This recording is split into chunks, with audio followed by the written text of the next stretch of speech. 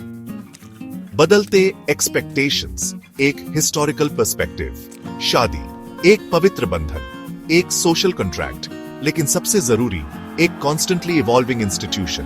अलग अलग कल्चर्स और एरेस में शादी का concept societal norms, religious beliefs और इकोनॉमिक रियलिटीज से शेप हुआ है।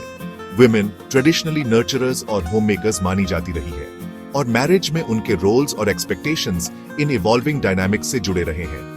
सदियों से एक वुमन की आइडेंटिटी एक वाइफ और मदर के रूप में डीपली एंटवाइंड रही है। उसकी दुनिया डोमेस्टिसिटी के आसपास घूमती थी। उसकी एस्पिरेशंस अक्सर घर की चार दीवारी में सिमटी रहती थी। शादी को अल्टीमेट गोल माना जाता था, उसके सोसाइटल वर्थ का एक मार्कर। हालांकि बदलाव की हवाएं दुनिया भर में बहने लगी, एज ओल्ड ट्रेडिशंस को चैलेंज किया और शादी के प्रति एक मोर इगैलिटेरियन व्यू का रास्ता साफ किया।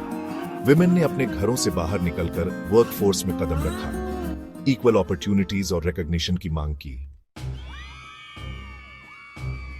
चलिए 1980 में वापस चलते हैं। इंडिया में एक यंग ब्राइड को इमेजिन करो। उसकी जिंदगी शायद अपने इन लॉज को प्लीज करने, घर चलाने और बच्चों की परवरिश करने के इर्द गिर्द घूमती होगी। करियर एस्पिरेशंस अगर कोई थी भी तो बैक सीट ले लेती थी। फास्ट फॉरवर्ड टू 2025, हमें एक अलग ब्राइड दिखती है। वो एजुकेटेड है, इंडिपेंडेंट है और करियर ड्रिवन है। शादी एक पार्टनरशिप है, इक्वल्स का एक शेयर्ड जर्नी। 1980s की ब्राइड से शायद एक्सपेक्टेड होता था कि वो ट्रेडिशनल जेंडर रोल्स को फॉलो करे। वो प्राइमरी केयरगिवर होती, घर के कामों और अपने हस्बैंड की जरूरतों के लिए रिस्पॉन्सिबल। उसकी social life mostly family gatherings और अपने हस्बैंड के सोशल सर्कल के इर्द गिर्द घूमती। बिल्कुल ऑपोजिट 2025 की ब्राइड का अपना करियर और फाइनेंशियल इंडिपेंडेंस होना लाइकली है। वो मदरहुड में डिले करना चूज कर सकती है या एक स्मॉलर फैमिली चाह सकती है।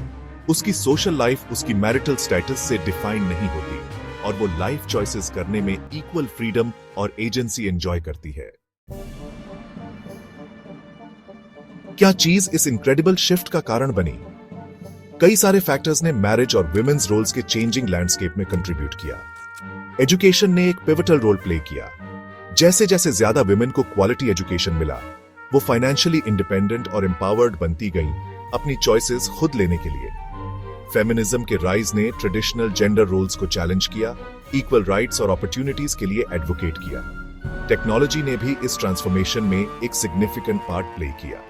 इंटरनेट और सोशल मीडिया ने अलग अलग बैकग्राउंड्स के लोगों को कनेक्ट किया, उन्हें डिफरेंट पर्सपेक्टिव्स और लाइफस्टाइल से एक्सपोज किया। आइडियाज के इस ग्लोबल एक्सचेंज ने जेंडर इक्वालिटी के मूवमेंट को और फ्यूल किया और आर्केइक सोसाइटल नॉर्म्स को चैलेंज किया। चेंजिंग इकोनॉमिक लैंडस्केप ने भी ट्रेडिशनल जेंडर रोल्स में शिफ्ट लाना जरूरी बना दिया। बढ़ते हुए कॉस्ट ऑफ लिविंग के साथ दोनों पार्टनर्स का हाउस होल्ड इनकम में कंट्रीब्यूट करना कॉमन होता गया। इस इकोनॉमिक रियलिटी ने मैरिज के अंदर ट्रेडिशनल जेंडर रोल्स की लाइंस को और ब्लर कर दिया। मैरिज और विमेन्स रोल्स का एवोल्यूशन सोसाइटी के प्रोग्रेस का एक टेस्टमेंट है। हालांकि चैलेंजेस अभी भी हैं, फ्यूचर बहुत प्रॉमिस रखता है। As we move forward, stereotypes को चैलेंज करते रहना और इक्वालिटी और रिस्पेक्ट का एनवायरनमेंट फॉस्टर करना एसेंशियल है।